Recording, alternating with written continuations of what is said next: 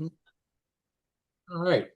Hello, everybody. Welcome to episode 3 of the Midnight Circuit. And sitting with me today is our good friend Dylan Costello. Good afternoon, sir, or whenever they see his podcast.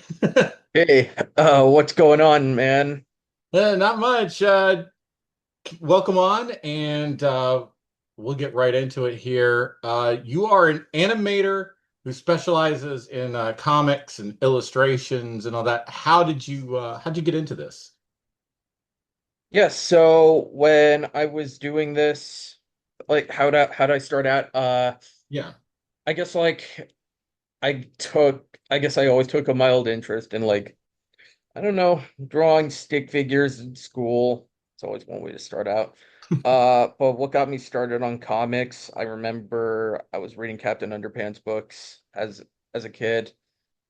I really liked the idea of like the main characters, drawing their own comics. But that was kind of how I was introduced to the idea of comics in general.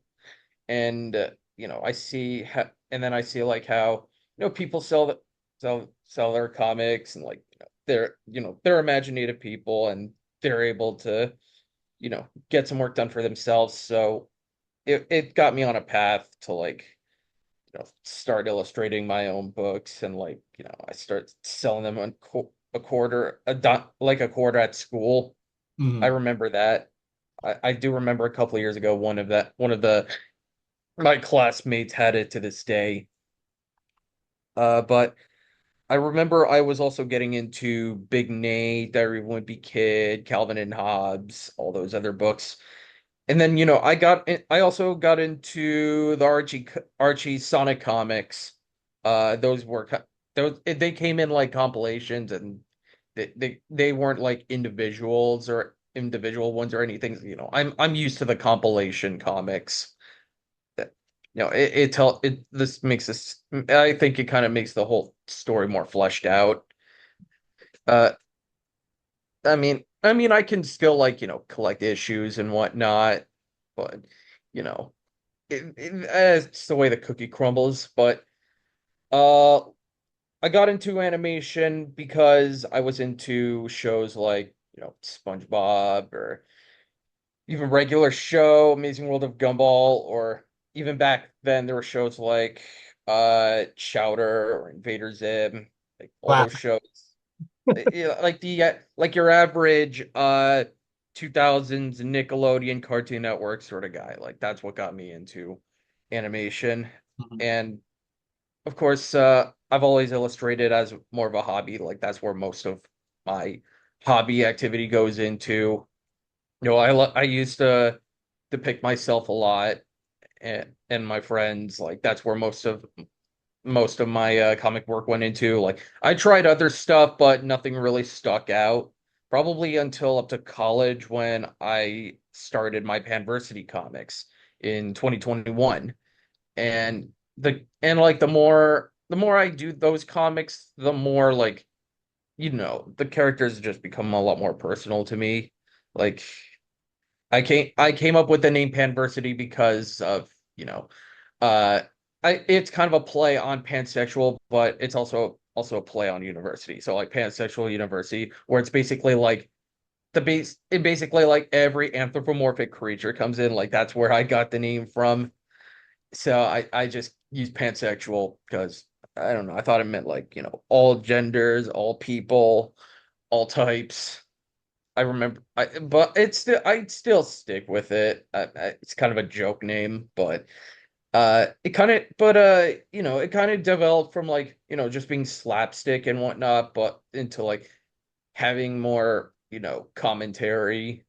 It's definitely left wing as far as the eye can see. And all my characters, are in some type of LGBTQ area. And yeah, my main character is trans. I mean, I'm not trans. I guess the closest you could say is I'm also pan or bi, something like that, even though I'm mostly attracted to girls, but uh I We're the same boat, digress. don't worry. But Yeah, I also was it, but I've also been able to, get a hold of other comics like Invaders in comics at the Geek Fest, like those were being sold, and I remembered that moment being like, I really need to get more into comics. Like I need to start like doing digital art at some point. And then I got my first graphic tablet for Christmas in 2019. And that's when I started, using Photoshop. Did that for a year, and then like I was introduced to this Clip Studio Paint. And like the first few issues of Panversity, they were done with, Photoshop, but Clip Studio Paint had much better tools. So it's more suited for comic makers. It's more suited for it has an animation program where Clip Studio Paint EX, that's the program. So I got that at a sale price at that time. And I've kept it ever since. I don't know, it's kind of been my go-to. N- Now you also do horror drawings as well. What got you into that? What brought you over into the horror? What inspired you, I guess? Horror, it's kind of an interesting story because like although it's not my biggest genre, I Hmm. will say I have been interested in, I guess it kind of started off with getting for, into Nightmare on Elm Street and Jason Voorhees, like those types of movies, like those are a start. It's really more like I think I also was introduced to Jennifer's Body by one of my friends, Rhiannon. Seems pretty good as well. But I've also been interested particularly in Saw and Final Destination. Like, it's a whole franchise of movies where it's like one franchise basically gets you in a scenario, like a whole torture porn scenario where, you know, you have all these people who have done a lot of wrongdoings in their lives, and they have to like get themselves out of this situation by very brutal means possible, like just to like get out of there. And like there's always like some new plot twist happening in there.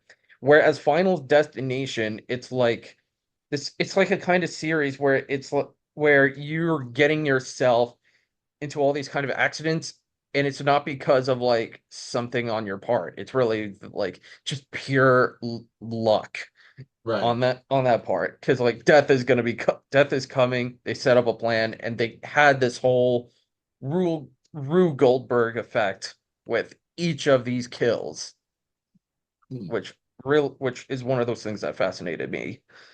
And I did recently get a horror novel. It's one of those cop horror novels that I got from Read Horror recently, a couple days ago. And I'm gonna look into that. I'm gonna look into that one at one point on my own time. But I'd say there was a movie that particularly kicked off my whole like getting into a horror phase, and that I remember that was the Ouija board movie from like 2014. Uh, that it was that one where it's like, spirits get called, and then one by one, everyone who's like using it just gets their like mouths wired shut, and then I don't know, something kills them after that. I also saw, I was also introduced, I also saw the Texas Chainsaw Massacre. N Not the original, unfortunately, as much as I would wish to see that. I ended up seeing the 2022 version. One of my friends had me watch that film. It was okay, but a lot of people were complaining about like, Yeah. it's all liberal, it's too liberal lies. You have all these influencers taking a hold of this abandoned town, and they're gonna turn it into real estate. You know what I mean? Yeah. That's actually kind of part of why I kind of like the 2022 version. The original and the Rob Zombie version both have good qualities, and both things have qualities I can't stand. So, I mean, it's a good. that's a, that, like I said, either one of them you can't really lose with. And I wish, yeah, I kind of do wish more people would kind of have their minds open, especially I know that we have to deal with remakes, and I know there's a lot of horrible remakes out there, but just open your mind a little. People want to need to open their mind just a little bit. I think that's what it is. And At anytime some oh no, go ahead. oh I'm sorry. sorry. At some point I really want to watch Scream. I was about to say, but I was gonna let you finish your point. Yeah. Well, Scream is, yeah, I like Scream too. So I think you'd like Scream. Hmm. That would be a good one. Um, well, let's talk about, you've already talked about what got you into drawing, but is there anybody who specifically any artists or creators that you've wanted to fashion your style after or inspired your style? That's a very good question because although I kind of like stick to a very thick line style, usually very thick line style, very cartoony, very eccentric. It comes from a lot of different influences. If I wanted to go more, uh, I guess one thing to start would be the whole Hanna-Barbera cartoons from the 90s. Mhm. Like not particularly from the 60s or 50s or anything. Like they're as iconic as those shows were, the ones where it's like the ones in the 90s where it's like a lot of the artists have their own creative freedom, like how to stylize these Mhm. shows in their own way. Like they're able to make it more centric, more sharp, that type of stuff. Shows like Dexter's Laboratory, Girls, uh, or even Codename Kids Next Door, even though that has a much different style than the other two. Ooh, Grim Adventures of Billy and Mandy is another big one that comes to my mind as well. Yes. Uh, here's a show that you may not have heard of in a while, Two Stupid Dogs. Oh my God. I love Two Stupid Dogs. I used to watch that so much on like Boomerang as a kid. I And had a Ed, girlfriend. Ed, and Ed, and Eddie definitely. Oh, I wouldn't say I have a squiggly line style like that show, but it has influenced me to like, I don't know, try experiment with more slapstick. yeah, I was about to say if you're, a late 90s, early 2000s kid, how can you not be inspired by Ed and Eddie? I mean, I mean, I was born in 2000. A lot of the early shows that I grew up, a lot of the first 10 years of my life were like when these shows came out. Hmm. And I like Adventure Time. I also think Regular Show is also one of my favorite shows of all time. Not gonna lie. Oh, Uh, Amazing World of but there's a show, Amazing World of Gumball. I like how eccentric that style is. And of course, those three shows were definitely around the time where everyone was like complaining about like the thin lined art style, like too wavy noodle arms sort of look to them, as in contrast to like the blocky, sharp, edgy 2000s sort of style. I mentioned like it was very influenced by Hanna-Barbera cartoons in the 60s. But but there are other shows like beyond Cartoon Network that like, had this sort of style. Like I'm talking about like shows like Clerks or uh I just had two other shows on my mind. Clone High, what was and there was a third one, Total Drama. Total Drama was another one. those are you're just railing off the classics here at this point. I mean, yeah, I was born in the 80s, but no, I mean that was what you're talking about right there. That's basically my late teens, early 20s. And yes, that's I think you've rattled off every single one of my favorite cartoons from that Like era. but I think what probably I think another big influence to my style, particularly aside from 90s Hanna-Barbera, Invader Zim, that was a big one.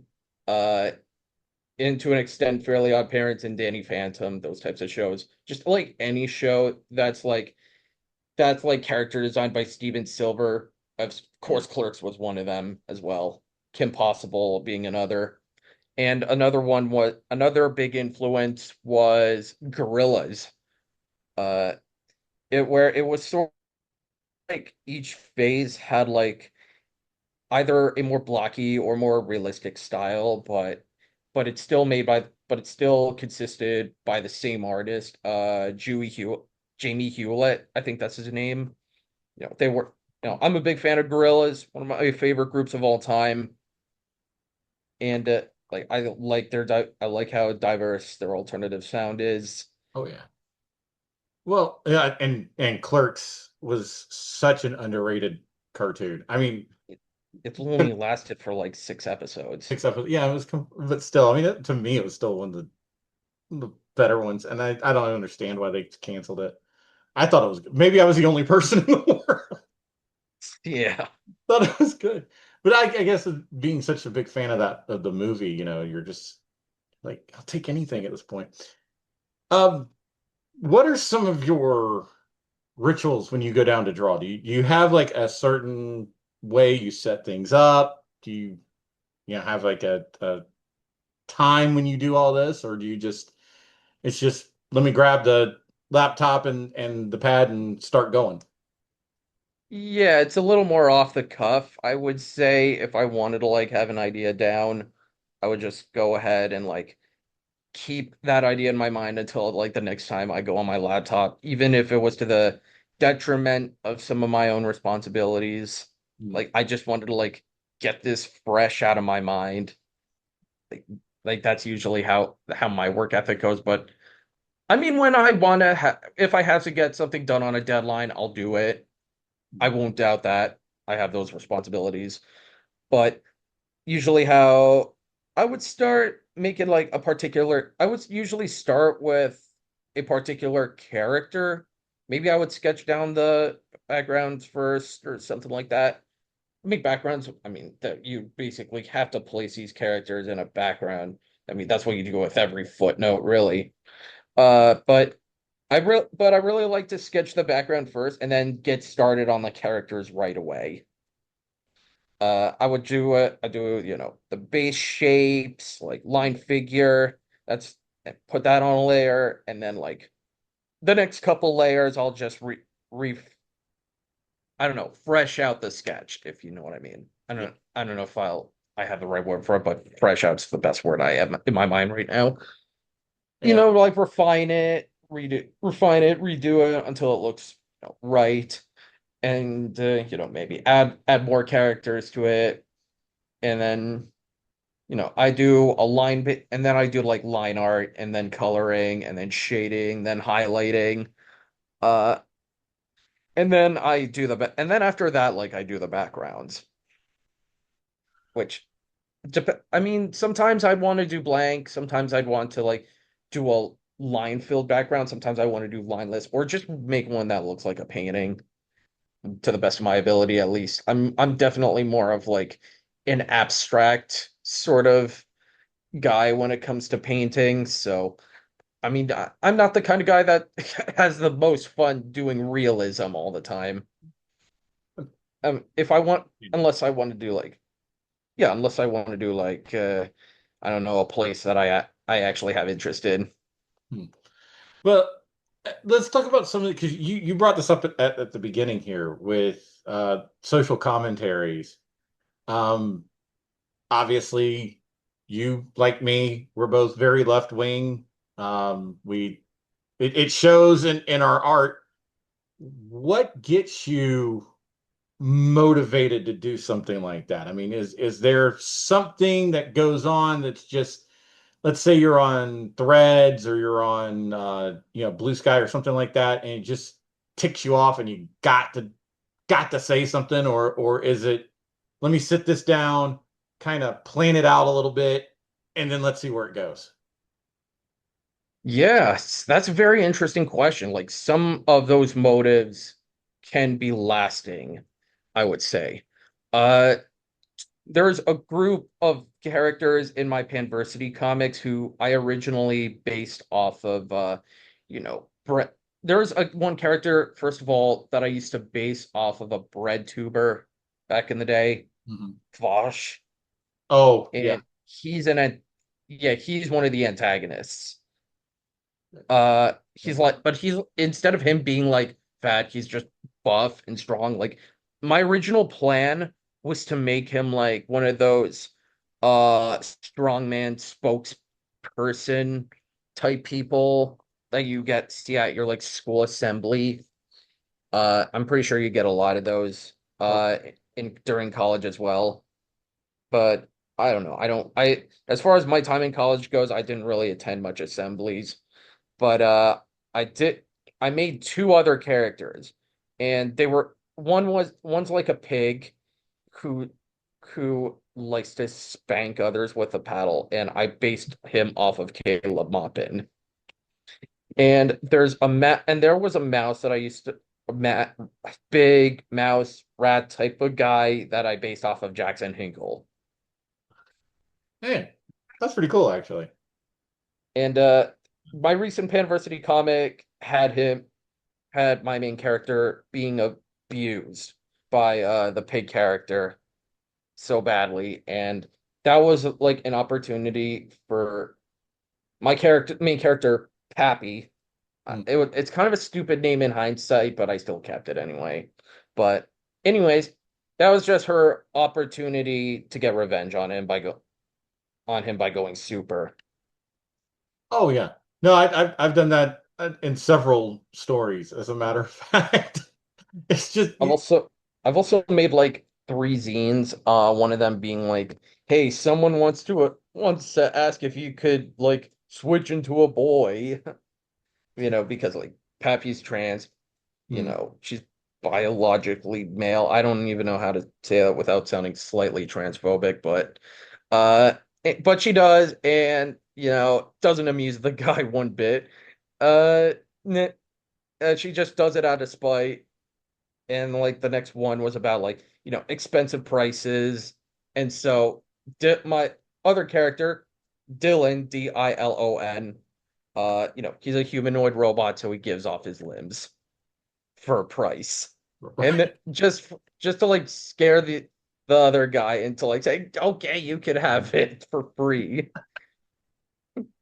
And then there was another one I did where like Pappy, in her super persona, Mother Crow, was talking about the LA riots in light of, ICE and going around.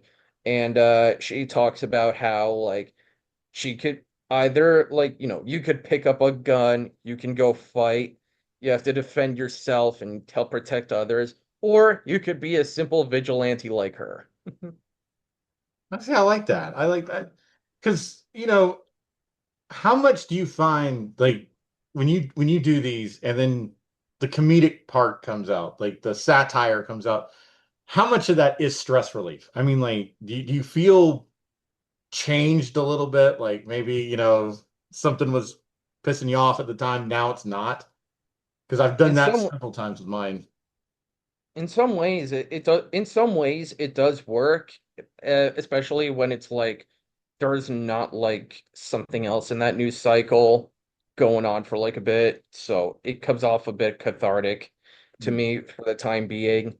Uh, there's times where like I could get off of doing a comic after I finished it, and then it's like I see something news on again, and I'm like, my God. Yeah.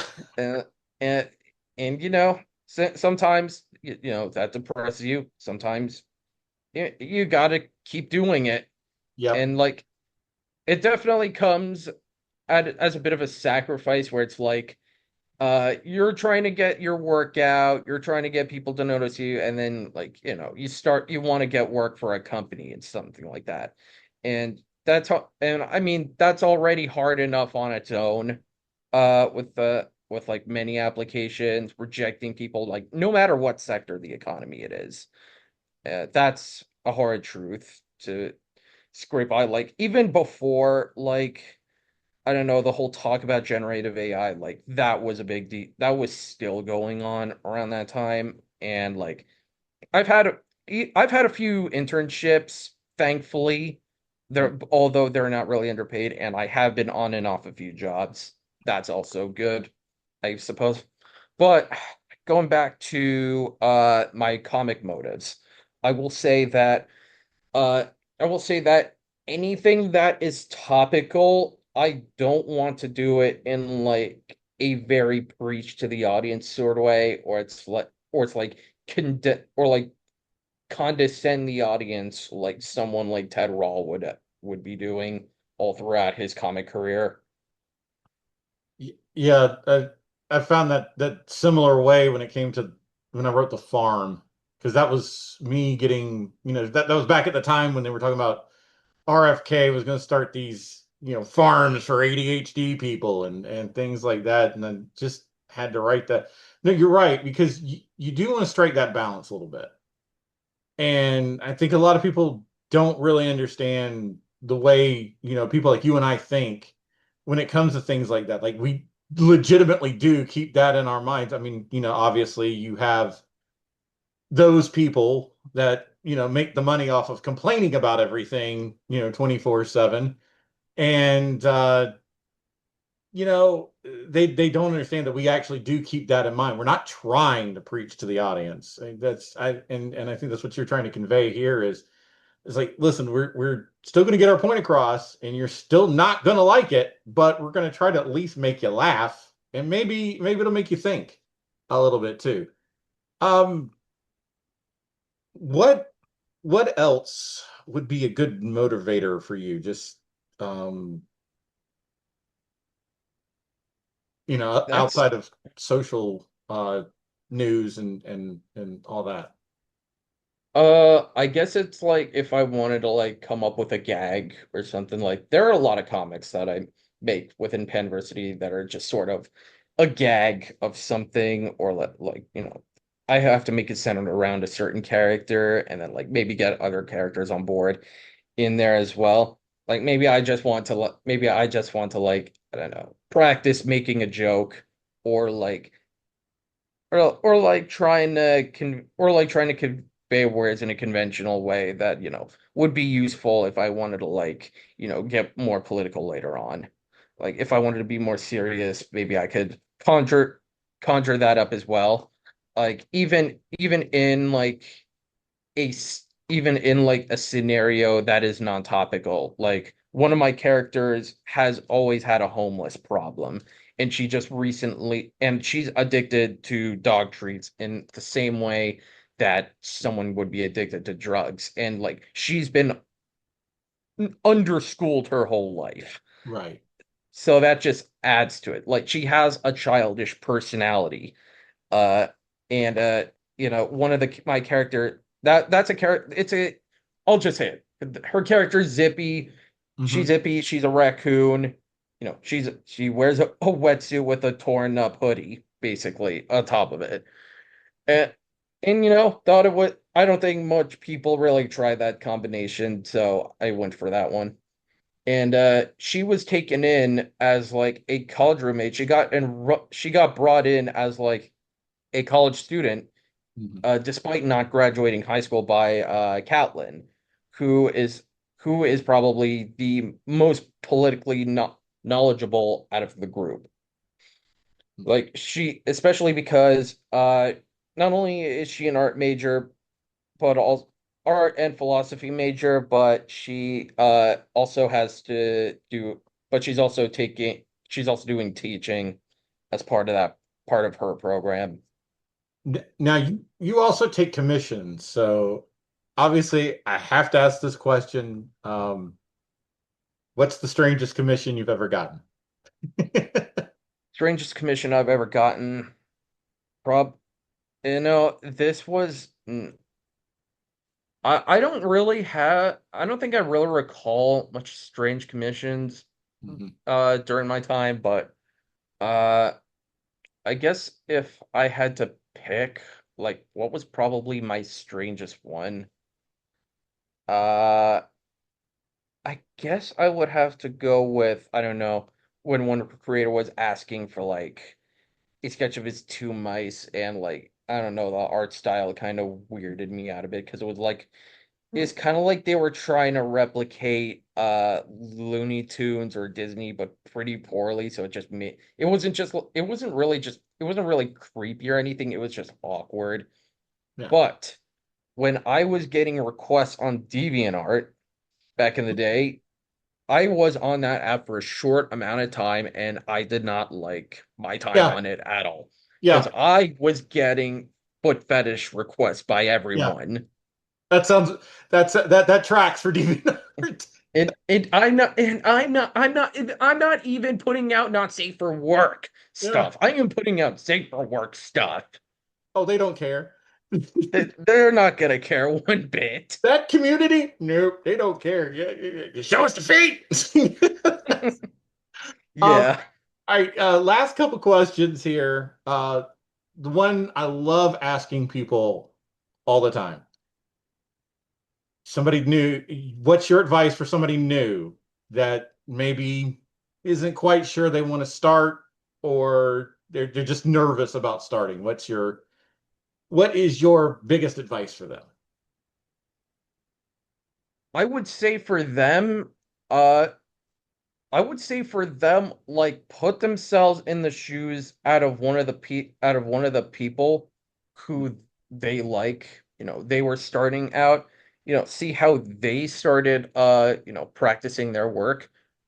Uh Maybe go from there. Another thing that I would like to tell them is, do basic shapes, like, and then put them together in like how you would see a normal person's body. Try stick figures, if you will. There's not a lot of There's like not always like everyone who's like a professional doesn't always have the biggest drawing proficiency. That's Like perfect. I guess a lot of people who will tell me that they can't even draw a stick figure. I say that's nonsense. Yeah. You can draw a line at any time. You can draw a letter at any time. You can simply like put a letter O, put an I don't know, an I, put a upside down B, and then I don't know, Cross it, make a T. a T basically. Like I don't know, just think of like how you would make a letter and then like see how you draw a stick figure or like a shape or like a random shape, if you will. And then like put some more detail on it if you can. If you don't have the time to do it, see how you can get that time in. Yeah. Because like art never gets rushed. Like No. art never is truly rushed. Even if you can like, I don't know, make even if you can make like a MIDI a like multi MIDI track song. Like I actually did that one time. Like all I had to use was I used like program stuff. Like if that's one way to like get your idea off the floor, or like in the same way that like anyone can draw a stick figure, start out with that. I'd say like there's nothing really stopping you from doing so. There are a lot of people who still don't have the best drawing proficiency. They don't animate perfectly, by the way, either. But they they're still well renowned. They're still well respected. None of their talent can be denied, Yep. even as minimalistic as that talent can be.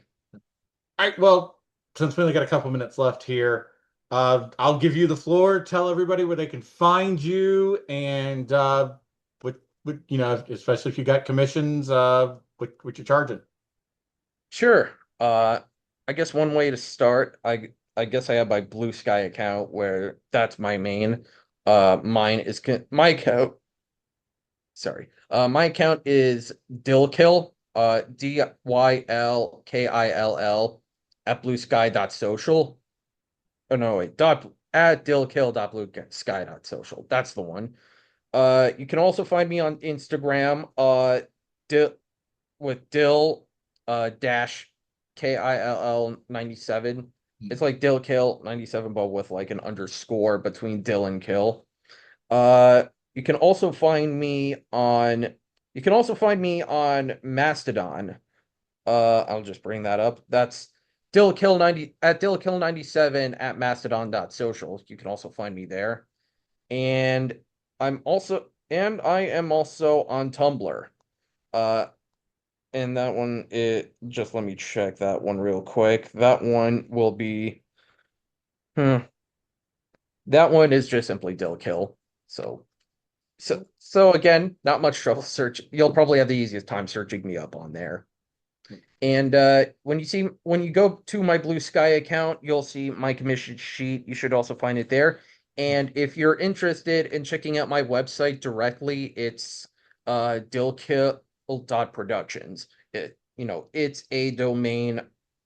It's a domain basically in on WordPress. So, Yeah. they kind of made up that name. It's not going to be like a .com or anything. It's dillkill.productions. And and we'll have it down in the description for everybody so that way they can find you. But Dylan, we appreciate you coming on, and as I like to tell everybody, you have an open invitation anytime you want to come back.